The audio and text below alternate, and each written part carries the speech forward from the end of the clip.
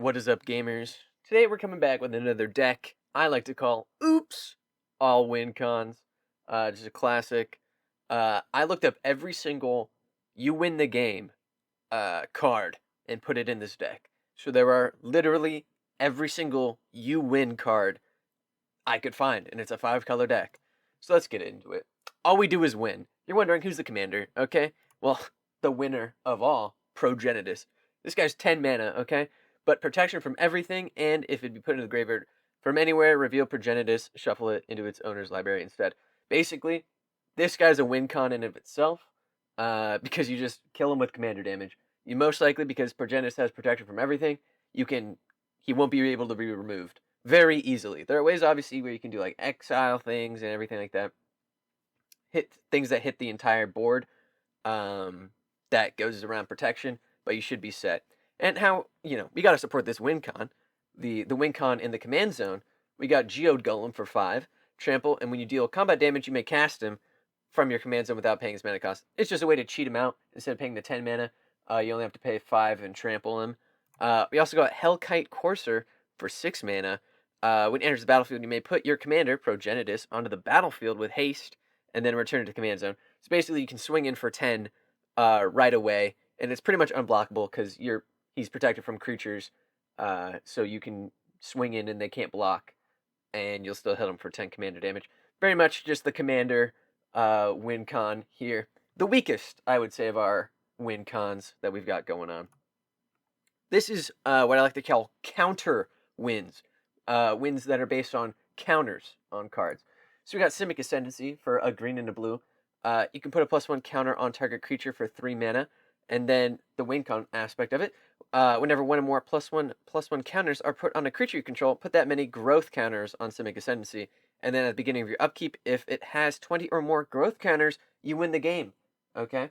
Very nice. So you put counters on creatures, and you get the little growth counters on this guy, and then at 20, you win the game. Very easy to get. There's plenty of ways to get +1/+1 counters in this deck, and for 60 mana, you can do it yourself. If you just want to do that, that it's activated ability. All right, then we got Helix Pinnacle, 1 green. It's got Shroud, so it's much more difficult to remove, targeted wise. And then for X, you can put X tower counters on Helix Pinnacle, and at the beginning of your upkeep, if there are 100 or more tower counters, you win the game. Okay, very easy. If you have free mana floating around on your opponent's end step right before your turn, put it into the Helix Pinnacle and try to win that way. It's a great win con. I don't know.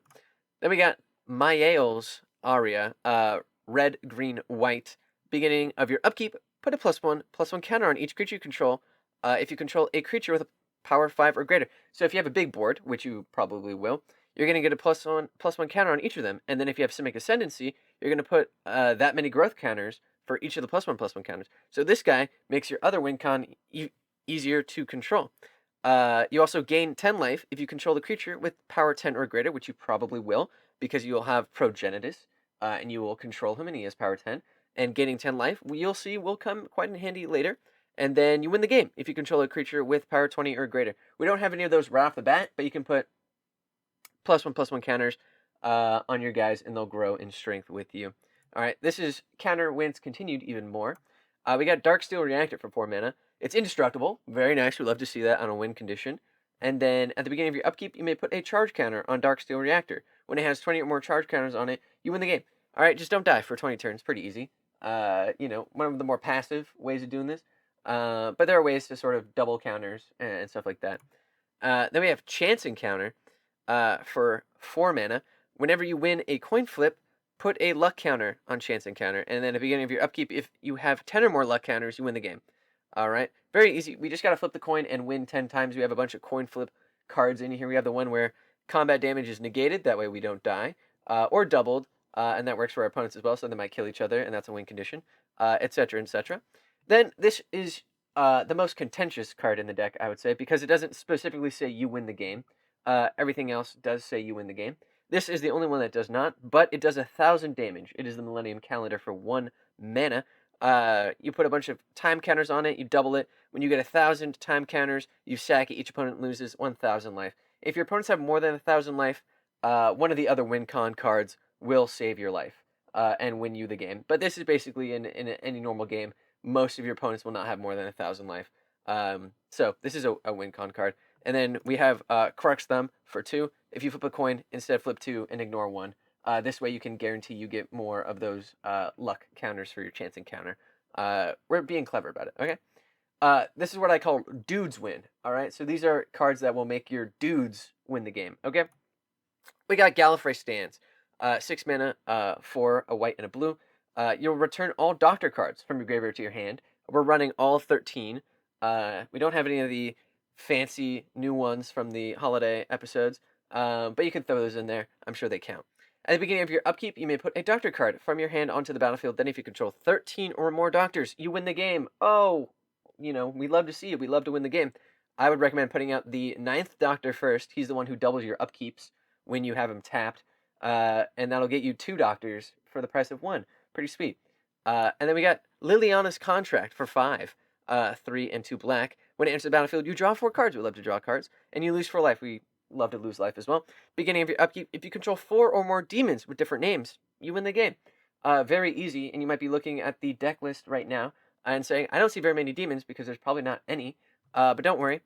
We have Massbook Nexus. So all of our Doctors are demons as well with their different names. The 12th demon, the 13th demon, the 1st demon, etc.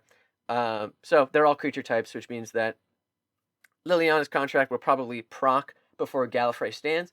But that way you can play around with it. All your other creatures are Doctors, and all your Doctors are demons. Very fun, and probably canon in the new Disney show of Doctor Who. All right, I call this one Money Wins. All right, this is the most realistic because money always wins. But we got Mechanized Production for 4. Enchant artifact you control. I'm going to say enchant a treasure token is kind of the easiest way to kind of all power in on this one way of winning with money. At the beginning of your upkeep, create a token that's a copy of enchanted artifact. And if you control 8 or more other artifacts with the same name as one another, you win the game. So you make 8 treasure tokens over 8 turns. Slowly, if that makes sense, with just Mechanized Production. But we have Revel in Riches for 5 mana. Whenever a creature an opponent controls dies, create a colorless treasure artifact token. And then at the beginning of your upkeep, if you control 10 or more treasures, you win the game. So you're going to passively make some income here when stuff dies. And then when you have 10 or more treasures, you win the game. So you might have, 7 things die with Revel in Riches. And then you'll have 7 treasures. And then you'll get your 8th off of your Mechanized Production, and then you'll win the game that way. Or you wait a little bit longer and you win off the Revel in Riches. Bunch of ways to win. Hellkite Tyrant. If somehow you don't have any treasures, steal them from other people. It's got Flying and Trample, and then when it does combat damage to a player, gain control of all artifacts that player controls. And if you have 20 or more artifacts, you win the game. Very nice. We love to see it. Look at him. He's a dragon. He's 6 mana. He's super sick. I call this one Life Wins. Okay? These are wins based off your life total, okay? The scariest one that I would recommend staying away from is Near-Death Experience for 5 mana, 2 and 3 white. At the beginning of your upkeep, if you have exactly 1 life, you win the game. This is possible. It's in the deck because it's possible, and it says you win the game on it, so I had to include it. But you really want to be gaining life. There's a bunch of little lifelinky guys in here that'll help you stay in the game long enough for any one of your win con cards to proc, which is pretty much what you want. On the other hand, we have the highest ceiling of the life one is Test of Endurance for 4. At the beginning of your upkeep, if you have 50 or more life, you win the game. We love to see it. 50 life is a little bit difficult though, so you can use Felidar Sovereign for 6, a bit more expensive mana-wise, but it does come with its own lifelink and vigilance. And at the beginning of your upkeep, if you have 40 or more life, you win the game. Super sweet. And that's the way to win with life. So these are all the life gain ones. So you want to gain some life, and you're going to be noticing that we've got a bunch of high power creatures sort of in there, the dragons and stuff like that, and Progenitus, obviously. So you're going to get that 10 life off of the My Aerial thing, the 3 mana guy from earlier. Now we got draw wins. I know you've been waiting, blue players, for this one the entire time. We got Thassa's Oracle, 2 mana, creature merfolk. If you have a bunch of cards milled, or it's late in the game, or whatever, you can do some shenanigans. You can win off Thassa's Oracle. I'm not going to read the whole thing of text. I don't like reading blue cards. Then we got Laboratory Maniac for 3. This one's very simple. If you've been milled out and you have Laboratory Maniac on the field, you win the game. Very easy. And then I'm not even going to try and pronounce this. Just call it Triss for 2 mana. This is you have no maximum hand size. We love to see it. And at the beginning of your upkeep, if you have exactly 13 cards in your hand, you win the game. For 4 mana, you can draw a card. So you can win the game off drawing cards. You win the game off having no cards. And then you win the game off having a select amount of cards, X cards to be exact. All right, sick. And finally, we get to the miscellaneous wins. These ones didn't really have a category I could put them in, but I like them. Mortal Kombat, the first one. This is 4 mana. Beginning of your upkeep, if you have 20 or more creature cards in your graveyard, you win the game. Sick. This deck has a lot of enchantments, but we also have all the doctors and a couple of other different like Wincon pieces in there that kind of help us out. So there's a chance you might get milled out and you have a bunch of creature cards in your graveyard, so you can win the game that way. And then we have Maze's End. This is our land-based win. We're running every single gate possible to guarantee that we can get this off. It enters tapped, but for 3 mana, you tap it. You return to your hand, you search your library for a gate card, and then if you control 10 or more gates with different names, you win the game. There's like 15 to 20 gates, I believe, but I put every single one in the deck, so you can win. So, let me know what you think.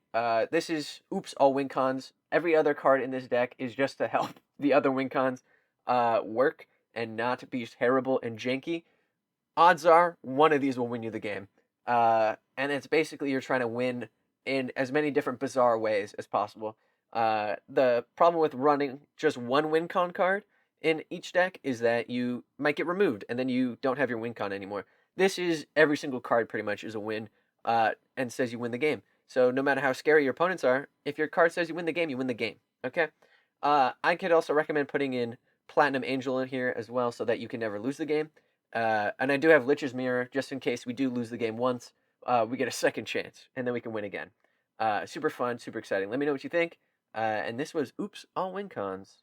See you later, gamers.